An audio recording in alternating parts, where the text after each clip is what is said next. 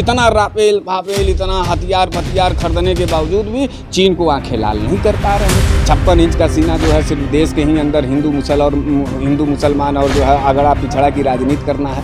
भारतीय सेना इतना काबिले तारीफ है कि चीन से तो हम चीन के अंदर संघाई तक कब्जा कर लें। तो किसी भिखमंगे को अगर हम सराजा बना देंगे तो वो उस कुर्सी पे भी बैठ करके भीख नहीं मांगेगा। कोरोना काल में हमसे डांन लिया गया तो पूरा लॉकडाउन फेल तो ही है।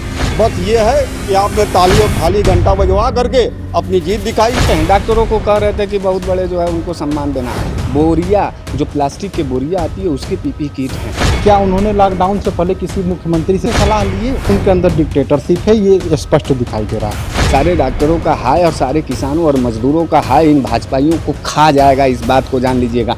मजदूरों के लाश पे हम जश्न मना रहे हैं कि हमारा 1 साल बहुत अच्छा गुजरा। यही अच्छा गुजरा जिसमें मजदूर मर गए।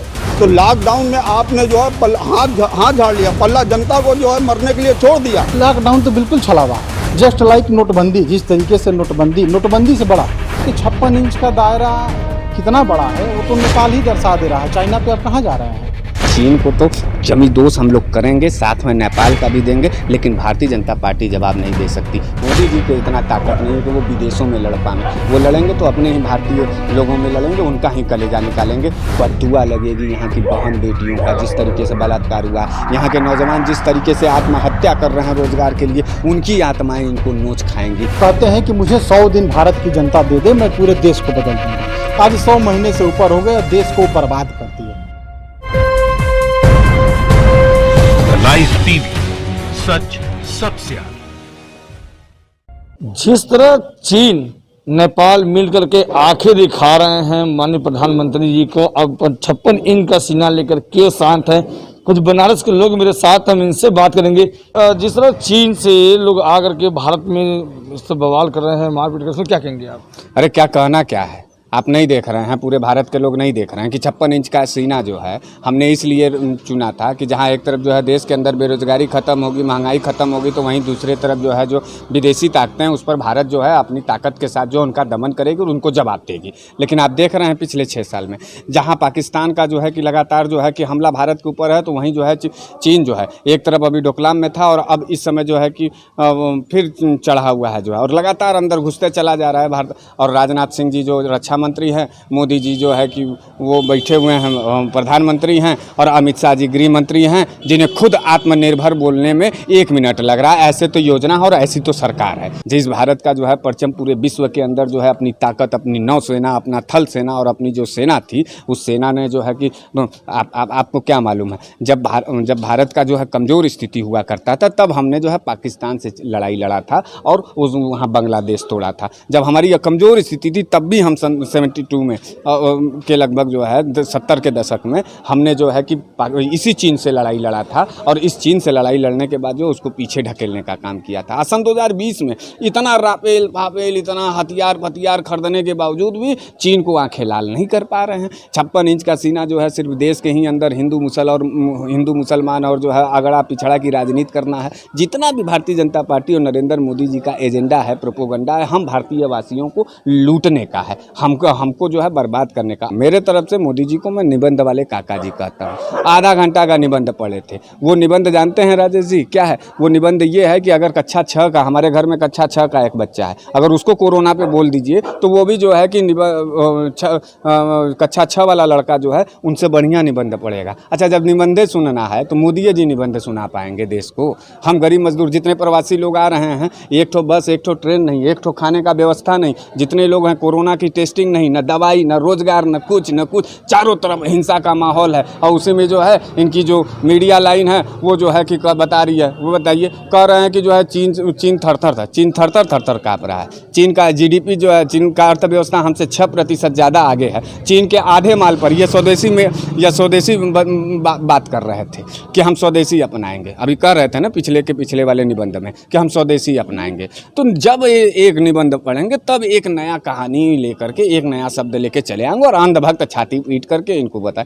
देखिए एक बात हम बता दें, अब नौजवान और जितना देश के सभी गरीब गुरबे लोग हैं उन सबसे मेरा एक सीधा अपील है कि नरेंद्र मोदी जी आग के कोख में झोंक दिए हैं भारत को, और इनके निबंध और इनके भाषा वसा पर अब विश्वास मत रखिए। ज़िंदगी अगर जीना है और बचाना है तो खुद अब वाकई आत्मनिर्भर होना होगा और अपने हाथ और बाजुओं पर ताकत रखना। भारत जो है पूर्ववर्ती सरकारों ने भारत को इतना मजबूत बनाया है, भारतीय सेना इतना काबिल तारीफ है कि चीन से तो हम चीन का क्या, चीन के अंदर संघाई तक कब्जा कर लेंगे, लेकिन विश्व स्तर का एक मामला है जिस पर अभी भी हम लोग खड़े हुए हैं। अच्छा, विदेशी ताकतें जो है लगातार ताक लगाई हुई थी, अमेरिका की नीति साफ हो गई, अमेरिका एकदम सफल हुआ क्योंकि वो जानता था कि नरेंद्र मोदी जो है अपने ही देश के लोगों और अपने ही देश के लोगों के लाशों पर राजनीति करके भारत का दमन करना चाहता है। उसका फ़ायदा सीधे चीन का जो लड़ाई है उसका फायदा सीधे अमेरिका को मिल रहा है। इन्होंने खुद अपने निबंध में कहा था कि मैं 35 साल भीख मांगा हूं, तो किसी भिखमंगे को अगर हम सराजा बना देंगे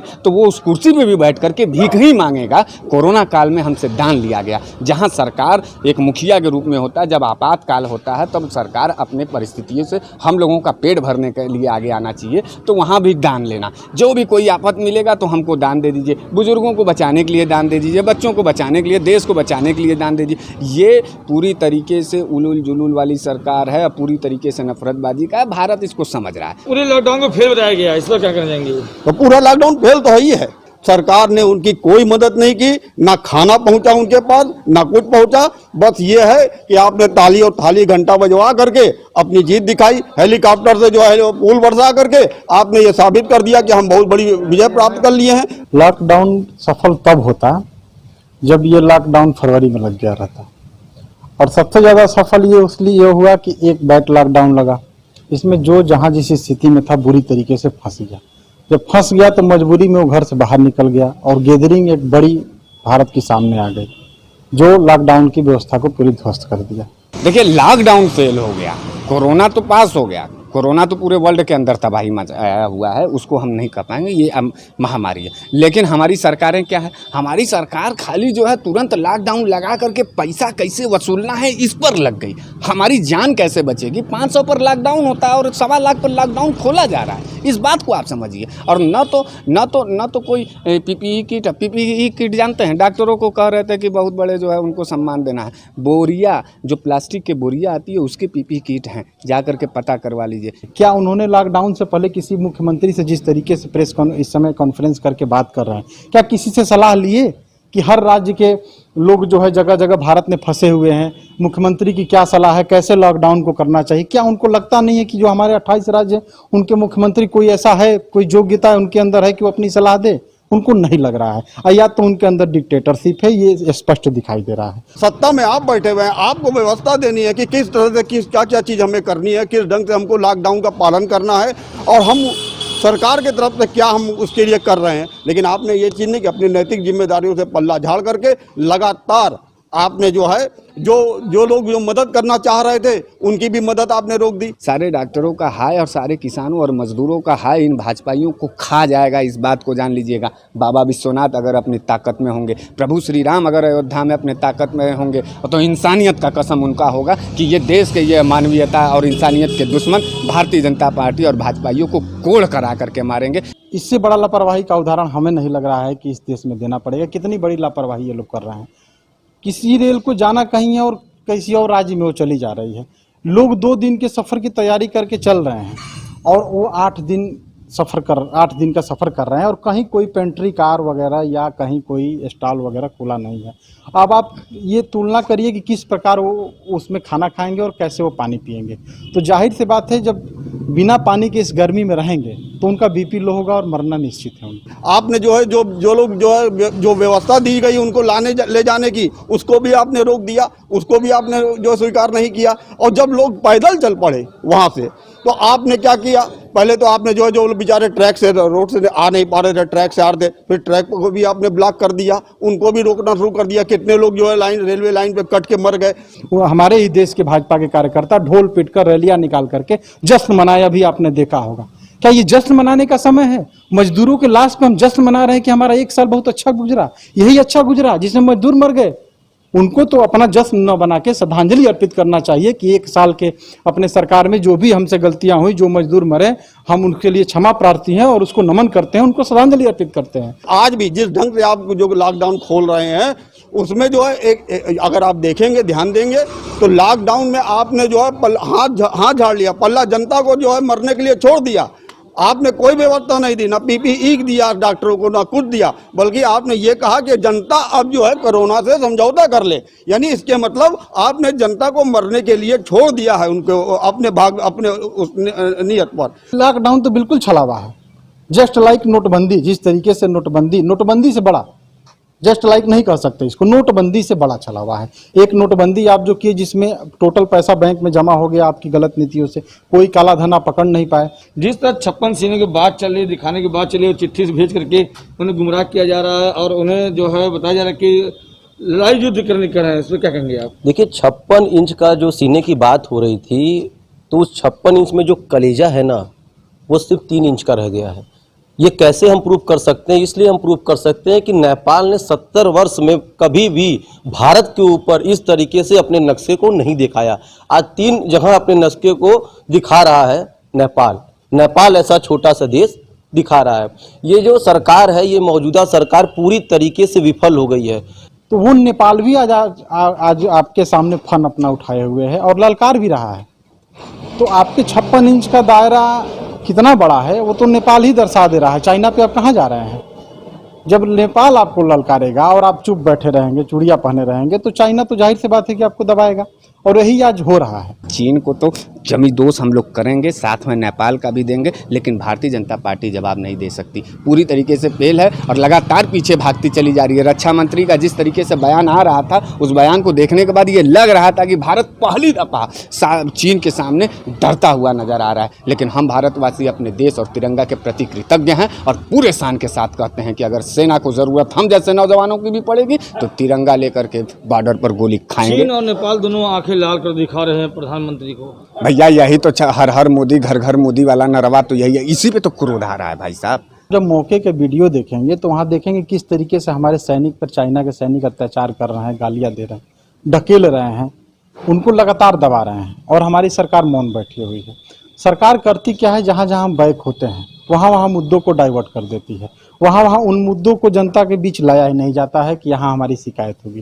तो जहाँ सरकार की शिकायत की बात आती है उसको ढक दिया जाता है और मुद्दे को भटकाने के लिए किसी दूसरे बड़े मुद्दे को क्रिएट करके उसको चलाया जाता है। जब रक्षा मंत्री हमारे माननीय मुलायम सिंह यादव जी थे, तो 4 किलोमीटर के अंदर तक हमारे देश के सैनिक चीन के अंदर घुस चुके थे। लेकिन आज ये स्थिति हो गई है कि चीन उल्टा ही 8-10 किलोमीटर हमारे अंदर आ करके और हमारे देश के सैनिकों को ऊपर हमला कर रहा है। बड़ी बड़ी ऊंची ऊंची बातें एक पागल टाइप का आदमी भी करता है। पागल भी जो है बड़ी बड़ी बात बोलता है। तो जब हमको पागल ये वाली भाषा सुनना है तो हम किसी भी पागल आदमी को ले जा करके सिटिया पे बैठा दें। अच्छी बात से जो है सरकार चलती है, सरकार मजबूत इरादे से चलती है, अपनी ताकत से चलती है। अपने घर में जो है लोगों को जहर खिलाने वाले, मजबूर करने वाले मुखिया से परिवार नहीं चलता है, उसका पेट भरने से होता है। उलूल जुलूल झूठा मूठा योजना, अब मुर्दा योजना जिसे कहा जाता है। मोदी जी ने ये बात भी कहा था कि 1 के बदले 10 सर लाएंगे, तो कहाँ वो 10 सर है? यहाँ तो धीरे धीरे अपने देश की ही बुरी स्थिति होती जा रही है, चाहे वो जीडीपी की बात हो, चाहे वो किसी भी स्तर की बात हो। भारत बहुत बड़ा उसका एक मार्केट है जहाँ वो अपने सामानों की सप्लाई करता है और लोग ये कहते हैं कि चीन को कमज़ोर करना है और हमारी सेना को मजबूत करना है तो उसके कामों का, उसके प्रोडक्ट का बहिष्कार करिए। मैं एक प्रश्न पूछना चाहता हूँ कि यदि वाकई सरकार हमारी इसके प्रति जिम्मेदार है कि चाइना को तोड़ना है, चाइना हमें आंख दिखा रहा है तो उसका जवाब देना है, तो जो लोगों से अपील कर रहा है कि चाइना का सामान न खरीदे, सरकार उस पर बैन क्यों नहीं लगा रहा? सरकार क्यों आयात करके भारत में सरकार ला रही है और जनता को कह रही है कि जनता न खरीदे उस सामान को? तो सरकार चाइना के सभी मालों को बहिष्कार करके वहीं बॉर्डर पे ही रोक दे। जनता पार्टी हम भारतीयों को कोरोना काल में एक तरफ मुर्दा बनाने के प्रयास में है तो दूसरी तरफ विदेशी ताकतें भारत पर कब्जा करने का है। भारतीय कभी डरे नहीं है, कभी लड़े नहीं है और ये जो उपलब्धि मिलेगी चीन और नेपाल और पाकिस्तान पर, ये पुरानी पूर्ववर्ती सरकारों का जो देन था इन सैनिकों के बलबूते पर, उससे मिलेगी, न कि भारतीय जनता पार्टी और मोदी जी के इतना ताकत नहीं है कि वो विदेशों में लड़ पाएं। वो लड़ेंगे तो अपने ही भारतीय लोगों में लड़ेंगे, उनका ही कलेजा निकालेंगे, इससे ज़्यादा कुछ नहीं करेंगे।